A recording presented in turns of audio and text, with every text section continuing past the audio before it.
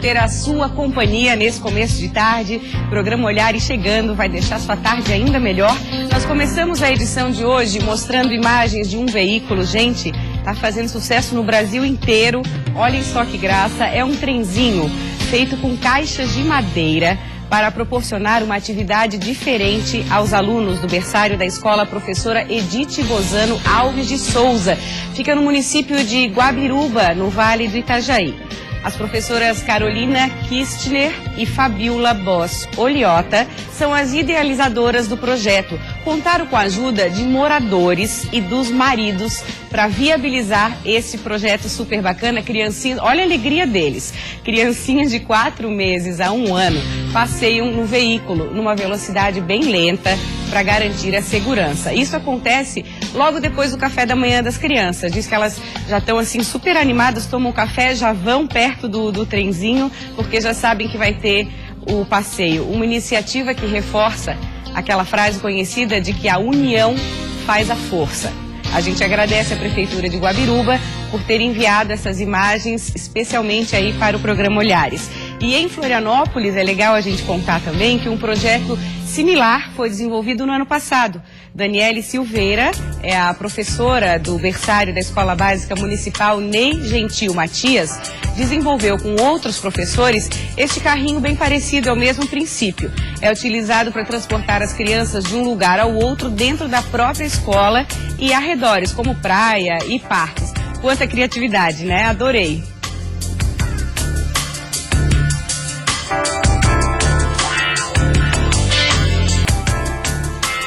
Criatividade também é o forte na hora de empreender digitalmente. Estamos falando do e-commerce, convidamos aqui eles para estar com a gente. Elias Júnior, que é consultor, seja bem-vindo, tudo bem? Muito obrigado, tudo bem. E a Crislaine Kuchenbecker, que é empreendedora digital, seja bem-vinda. Obrigada. Empreendedora digital é uma coisa super atual, assim. Vamos falar um pouquinho da sua proposta. Você e a sua sócia vendem aventais. Isso. Na internet. Isso, a gente vende aventais e alguns outros produtos para a cozinha.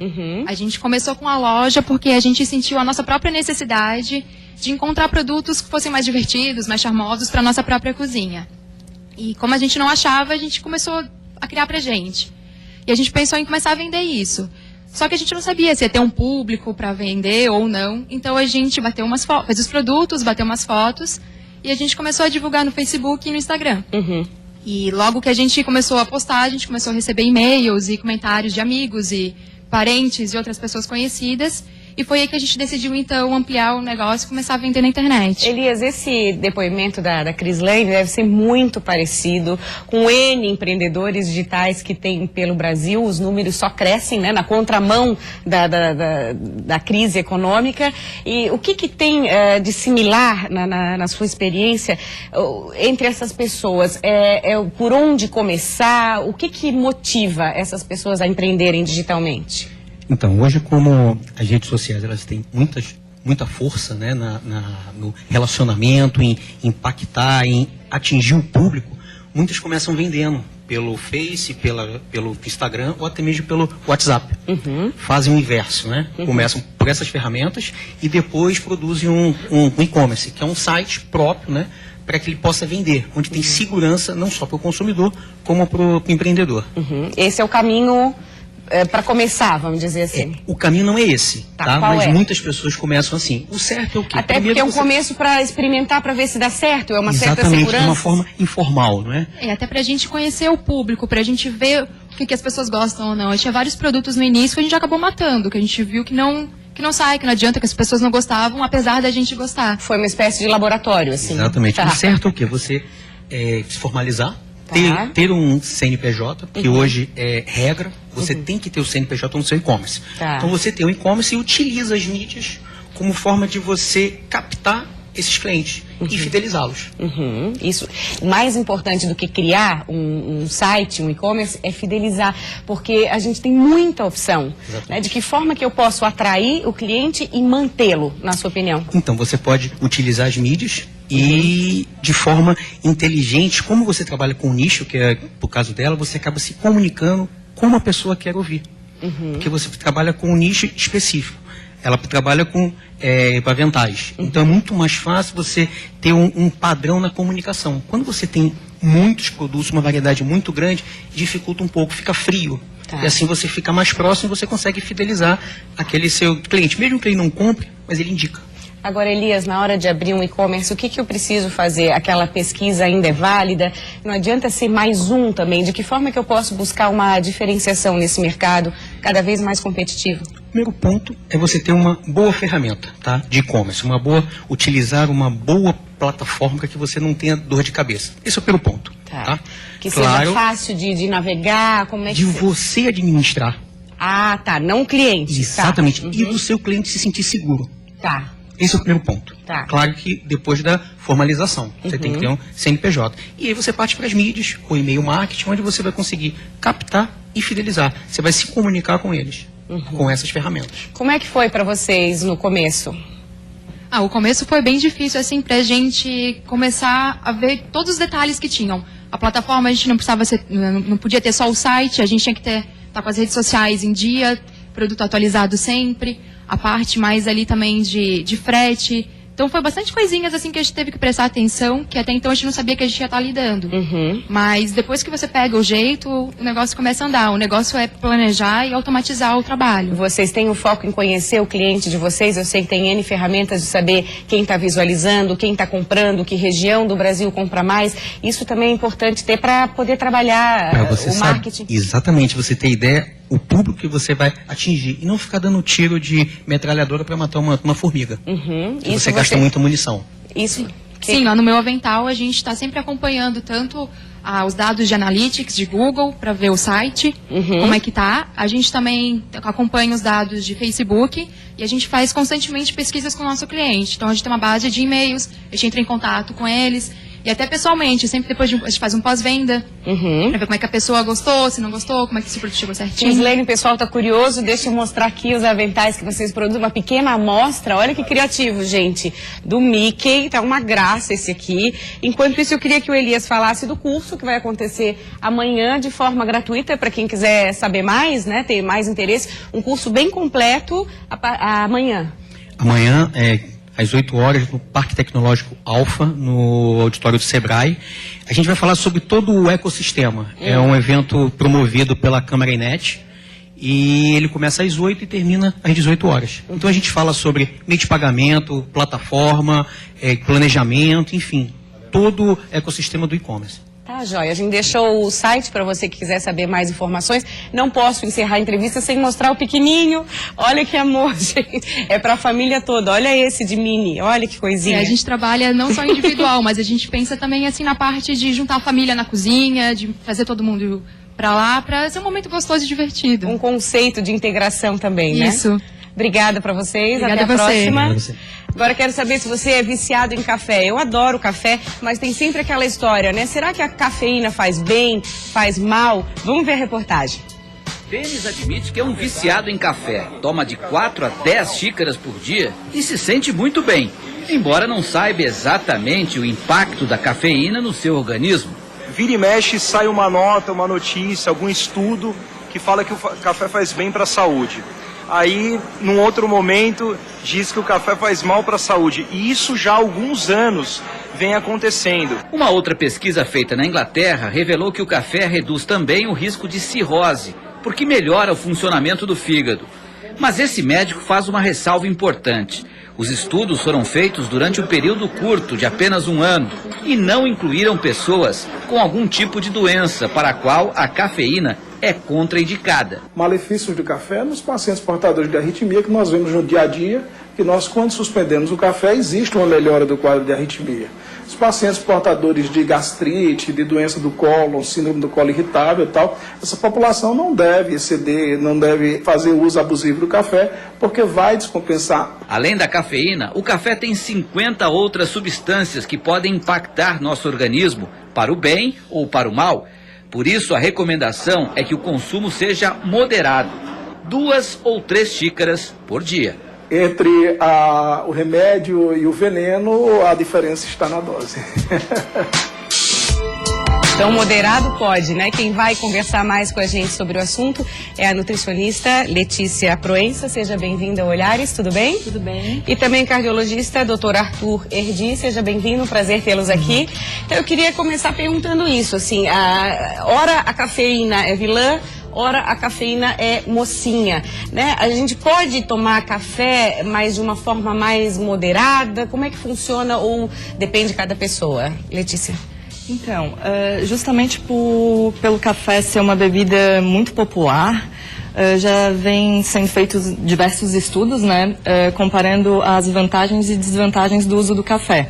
Mas já se sabe que o consumo moderado, ele auxilia porque o café possui substâncias antioxidantes, né, como ácido clorogênico, algumas vitaminas e minerais. Então, vai prevenir que ocorra o estresse oxidativo e o envelhecimento precoce das células.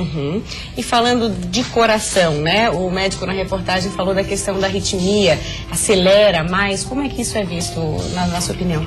Precisa ficar bem claro, inicialmente, o café, ela é uma bebida, né? Como ela disse, que tem uma série de substâncias, dentre elas a cafeína, e substâncias que são, como ela disse, antioxidantes, com extremo valor, assim, do ponto de vista nutritivo, para prevenção de doenças. Realmente existe esse benefício do café. E a cafeína, ela vamos dizer assim, ela pode ser classificada até como uma droga, porque ela é do grupo das xantinas e ela tem um efeito estimulante. Então, o problema da cafeína em si, né, não do café, da bebida, porque dificilmente a gente toma muito café. Só pessoas que realmente exageram, que passa de 10 xícaras. Então, como ele disse ali, 2, 3 xícaras é extremamente benéfico, saudável. O problema está no excesso, porque o excesso do café, ou como a gente vê, infelizmente, hoje, um uso excessivo da cafeína isolada como droga estimulante, para metabolismo e outras coisas, ela está associada a arritmias cardíacas. Outras bebidas têm cafeína também, como o chá, por exemplo? Exatamente, o chá tem também, né? O chimarrão, que é muito popular aqui no sul do país. E essa cafeína, na forma natural, ela está de uma maneira equilibrada, onde você tem um estímulo, né? Você tem a pessoa ficar mais alerta, mais estimulada do ponto de vista do sistema nervoso central, mas o excesso da cafeína, que a gente vê nessas bebidas como que o pessoal usa como Red Bull e outras marcas energéticos, elas têm excesso de cafeína. E os suplementos que a gente vê hoje no mercado também tem um excesso quando está comparado à forma natural. Isso está associado à arritmia, sim. Tem outras doenças, por exemplo, gastrite. O café pode prejudicar? Sim, porque a cafeína, ela vamos dizer assim, um pouco agressiva para a mucosa. Então, ela pode fazer uma irritação da mucosa gástrica para pessoas também que têm problemas, por exemplo, de epilepsia, excesso do uso da cafeína também é problemático. Então tem essas situações que ele disse bem na entrevista que devem ser cuidadas. Letícia, como nutricionista, sabe o quão difícil que é restringir total o café, né? O Brasil é o segundo país que mais consome café no mundo e é o hábito, né, gente? Tem gente que não começa o dia se não dá aquele golinho de café. Como é que você trata isso com seus pacientes? Então, a indicação de uso vai variar de 2 a mais ou menos 4 xícaras de café por dia, né? Até porque isso pode gerar benefícios para a questão de memória, né? A cafeína, por ser psicoestimulante, ela ativa a ação neuronal e também libera algumas substâncias, né? Como, por exemplo, a dopamina, que ajuda mais nessa parte de alívio do estresse, concentração. Eu já vi pessoas tomando café gelado durante o treino nas academias. Qual seria a relação?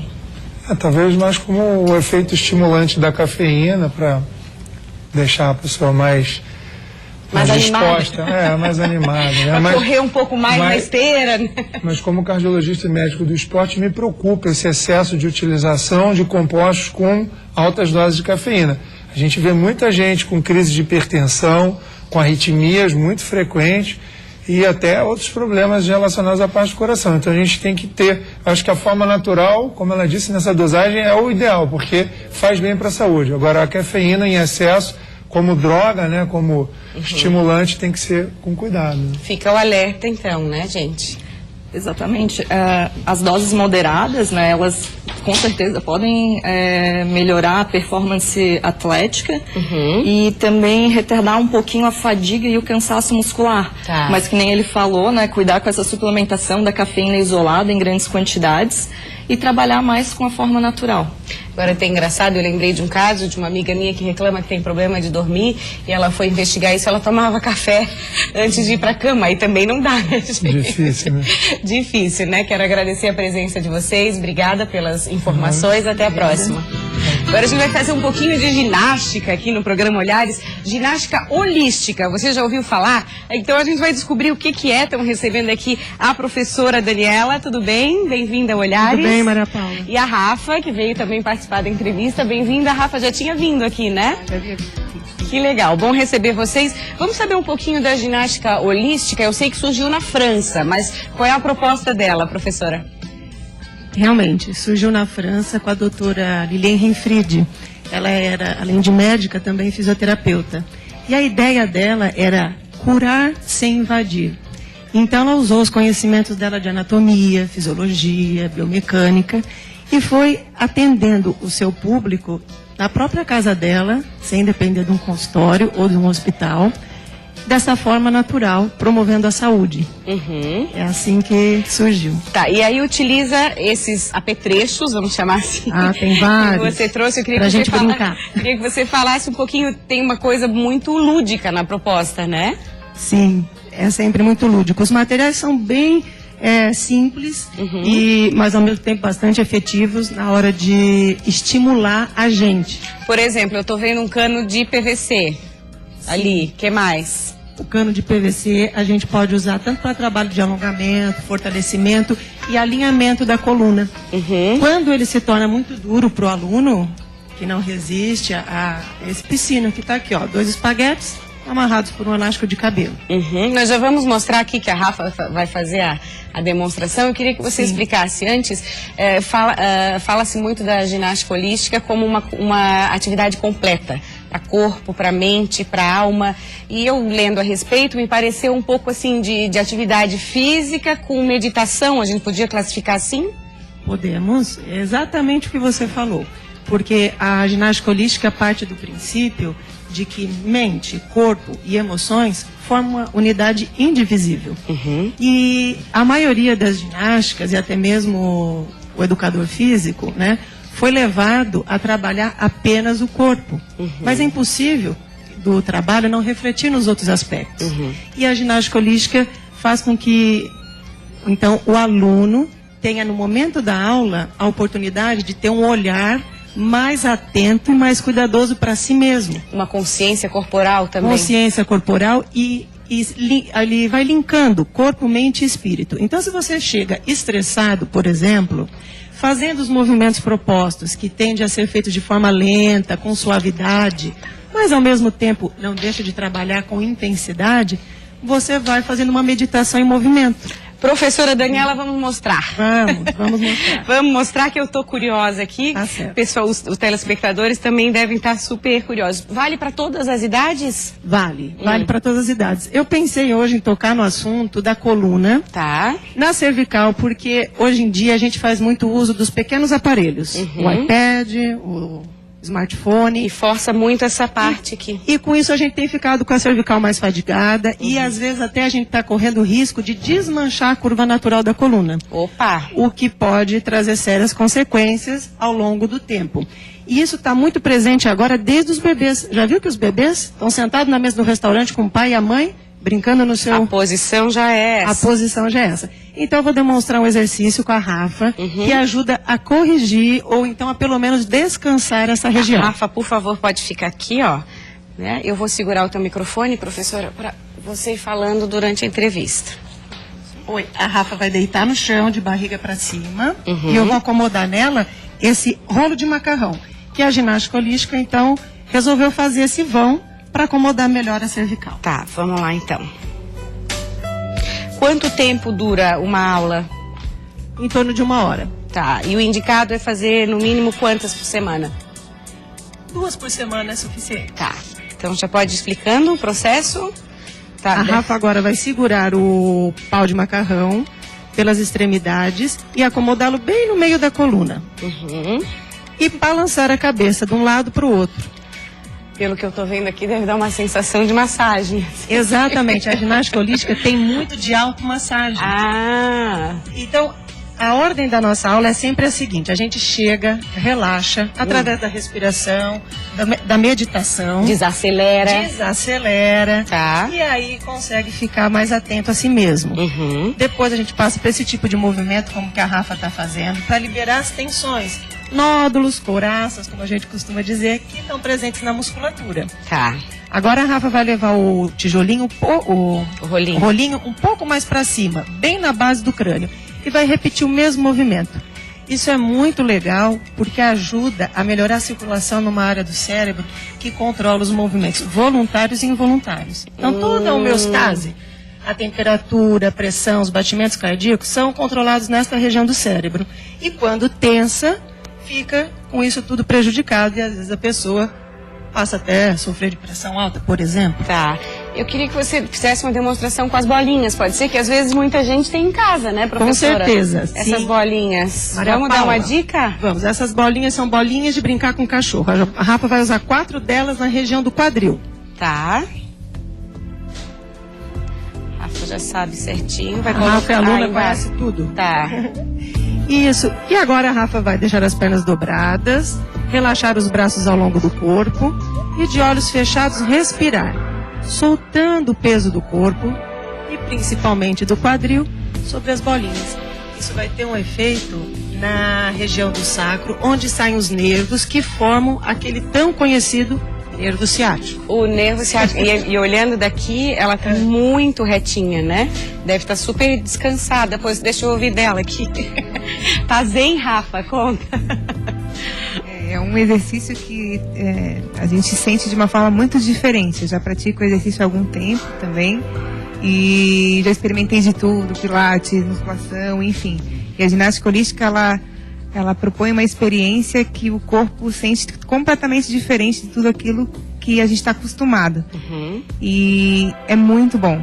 Bem-estar total, assim. Bem-estar total. Não tem pessoas que dizem, mas isso aí é muito fraquinho, não condiciona nada disso. A gente trabalha uma musculatura interna, a gente sente nosso corpo de forma diferente. Tá bom. Muito obrigada, tá, pela demonstração. Professora, é um prazer tê-la aqui, divulgando Prazer essa novidade. nosso. É super recente, né? Aqui em Florianópolis e Santa Catarina, sim. Mas ela já tem mais de 70 anos na Europa. E aqui a gente está trazendo essa novidade agora. Tá bom. Muito obrigada por ter Obrigada vindo. também, Maria Paula. Obrigada a você pela audiência. Amanhã tem mais. Você continua ligado na programação da Band Santa Catarina. Vem aí o quadro Divulgação. Beijo, até amanhã.